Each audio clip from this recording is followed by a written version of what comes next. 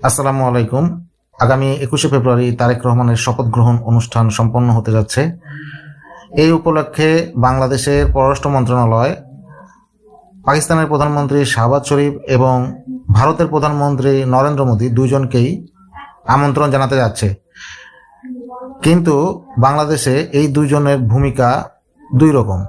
বাংলাদেশে পাকিস্তানের প্রধানমন্ত্রী আসলেও যেমন কিছু মানুষের আপত্তি থাকবে, ঠিক তেমনি নরেন্দ্র মোদীও বাংলাদেশে আসলে অবশ্যই কিছু মানুষের আপত্তি থাকবে।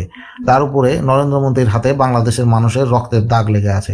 2021 সালেও নরেন্দ্র মোদী বাংলাদেশে এসেছিল তার ভারতের ইলেকশনের কিছুদিন আগে একটা স্টান্টবাজি হিসেবে, এবং 2021 সালের 26শে মার্চ নরেন্দ্র মোদী বাংলাদেশে এসে 34 ঘন্টা থেকে গেছে, এবং এই 34 ঘন্টায় বাংলাদেশে প্রায় 17 জন মানুষ পুলিশের গুলিতে মৃত্যুবরণ করেন।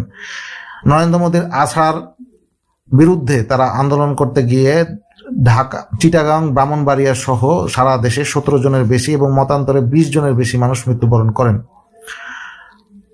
এইটা একটা হিউজ সংখ্যা। অবশ্যই নরেন্দ্র মোদী এখন নিজে আসার জন্য আগ্রহ প্রকাশ করছে, কারণ এটা তার প্রয়োজন। নরেন্দ্র মোদীর বর্তমানে ইন্ডিয়ার ভিতরের অবস্থায় একটু নাজুক অবস্থায় আছে। আশেপাশের সকল দেশের সাথে ভারতের সম্পর্ক খারাপ।